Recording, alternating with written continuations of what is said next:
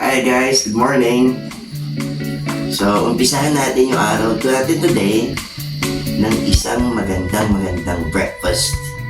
So, dito sa hotel na to, free yung breakfast, so buffet yun. Masarap naman. Okay naman yung presentation, yung lugar, maganda. So, sasama ko kayo doon. Vlog din natin, pero hindi na ako magsasalita. Kasi medyo maraming kumakain. Medyo cozy yung lugar, medyo tahimik. So, magdadab na lang ako. Okay guys, so tara, breakfast tayo. Let's go guys, let's eat breakfast. Sa totoo lang guys, andito na lahat yung kailangan natin to start the day. Isang breakfast na maganda. You have the rice, vegetable, meat, salad, pastries, nandito na. Mismo yung nila dito, yung service and yung ambience ng lugar. May mga fruits pa, may mga juices. Pwede ka rin mag-request ng omelette mo kung anong gusto mong mix.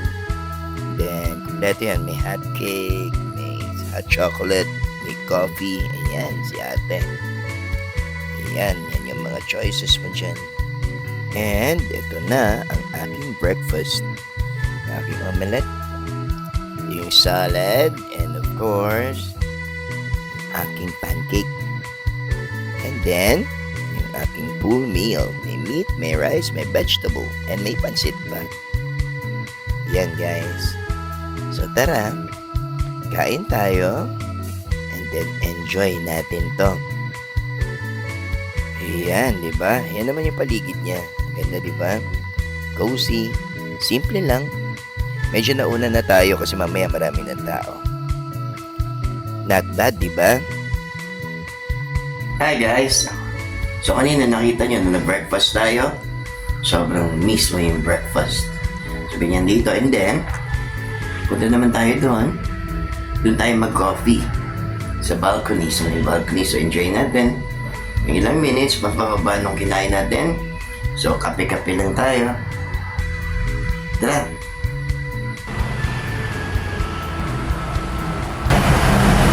So yan guys, ito yung normally kong ginagawa kapag out of town ako. Ina-enjoy ko yung bawat moment, pinagyayaman ko yung bawat minuto. So, kasi pag ang trabaho masyado mo sineryoso, involved sa mga negative things, hindi lang may pagod mo, medyo mabuboard ka doon. Kaya ako, nagdagdag ako dun sa positive side. Ine-enjoy ko yung journey. So, like what I'm doing now, I go around, I talk to people, I go places. And then, from there, nagagawa ko properly yung trabaho ko kasi masarap yung pakiramdam ko. So, ganun guys. Sana may na-share ako sa inyo. Meron yun yung technique ko to enjoy yung everyday ko. So maraming salamat guys. So today, maya alis na tayo. So penetrate natin yung mga class A venues dito, mga hotels, mga any institution or places na medyo kahit pa paano masasabi mong medyo high-end. So, see you guys and then enjoy lang natin yung vlog today. Bye! Coffee tayo! So ngayon, mag-start na yung ating field work na tinatawag. So ito yung we go to places na wala kaming kakilala. Papasukin ko lang yan, then I talk to people. So ganun yung trabaho natin guys, aside from managing chain of stores. So I also talk to people kasi meron din ako inaalagaan na salesman performance ko. So aside from managing, binabantayan ko rin yung sales ko kasi gusto ko marami akong sales. So nakakapag-set ako as sample sa mga kasamaan ko. So yun guys, so ngayon mag-ikot tayo sa mga hotels. As you could see, medyo formal tayo today. Okay, see you. Ikot tayo. Tignan nyo yung ganda ng seaside dito sa SRP, sa SM. Yan, ganda, di ba? And then yung pinakamalaking hotel na yon, yung New Star. Yan, diyan ako may meeting mamaya. So yan yung isa sa mga activity natin today. So ikot tayo ngayon, pasyal ko kayo dito sa seaside. Tara! Hi guys, good morning again. So ngayon, nandito tayo sa, kumbaga dyan sa Manila, meron tayong Baywalk. So ito naman yung parang Baywalk dito sa Cebu. Ayan, so pag-hapon dito, medyo busy. May mga entertainer, may mga kainan. Ayan, so pasyal tayo. And then, ang ganda-ganda nung ano nila dito, dagat nila, linis-linis. Unlike Manila Bay, medyo madumi, pero dito maganda. Yan, close pa nga lang yung mga establishment, pero mamayang gabi try na after work. So yan, so pakita ko sa inyo, ito siya. Yan, so pag umaga marami rin nagja-jogging dito. Ayan. Ayan, tapos may mga restaurant. Ganda, di ba? Doon nandun banda yung port area. Ayan. Ayan, paggabi medyo busy dito. Ayan. O, di ba? Ganda ng Cebu. So, ayan guys, isa sa mga nagustuhan ko dito lugar. So, sana makapunta rin kayo dito. Ganda dito sa Cebu. Okay, so ikot muna tayo, then trabaho muna tayo. Balikan na lang tayo dito mamayang gabi. Okay, see you guys.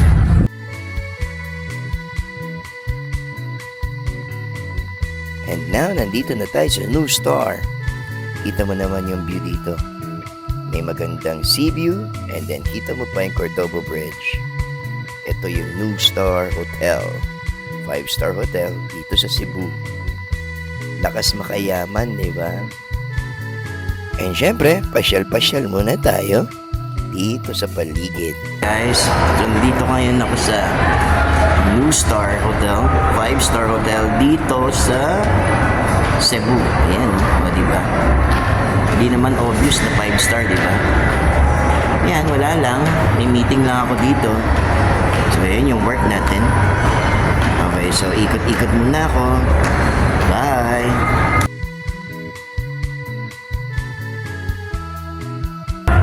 Enjoy lang. Ikot na positive. Tara! O, diba? Ang lakas makayaman dito, diba? O, ganyan ang trabaho namin. Mamasyal, makipag-usap at mag-enjoy. Saan ka pa? O, diba? Sarap din dito, no? Ganda.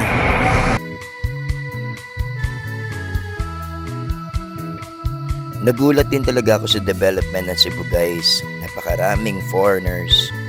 Americans, European, Japanese. Alright, bye-bye muna, New Star. Balik na lang ako pag i-close na yung transaction. And then, punta na tayo sa ating next destination.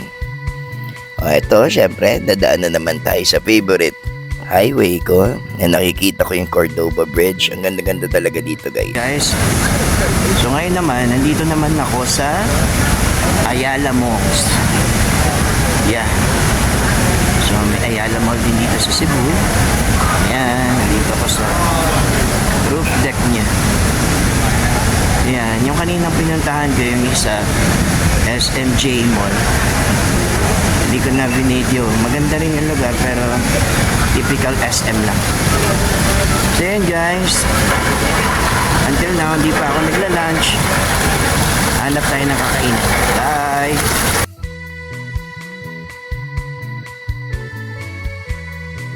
Okay, we're done here sa Ayala. punta naman tayo sa Pungko sa Puentes. Second time ko na dito guys. Pero ngayon, ipapakita ko yan sa inyo. Yan. Yung mga tinitinda rito. May mga laman loob, chicharong bulaklak, may pork chop. So uupo ka lang dyan, then bibigyan ka na nila ng rice nila na parang cube. Then bibigyan ka ng plato tsaka sausawan. Yan na yung order ko. And then, kain na. Ganyan karami yung kumakain dito guys. 24 hours to na bukas. So pag napasyal kayo dito sa Cebu, punta lang kayo dito sa Pungko sa Puentes. Back to SMSRP guys. Hi guys. So yan kahit pa paano, na-share ko sa inyo kung ano yung nature ng work ko. Bakit ako ikot na ikot. Ayan, kita nyo naman. Mapasyal-pasyal lang ako. So yun yung trabaho ko. I really go places. Then meet people. Yun yung pinakamasaya dun. Mamasyal ka na, nakakakilala ka pa ng ibang tao. So yan yung trabaho ko. So nandito tayo ngayon sa ibabaw ng SM Seaside. At napakaganda rito. Sobrang ganda. Ayan na yung paligid diba? Ayan. Then pakita ko sa inyo yung pinuntahan kong hotel. Ayun. Ayan. Ayan. Ganda diba? Oh, ganda diba? Ito yung ibabaw ng Seaside SRPSM.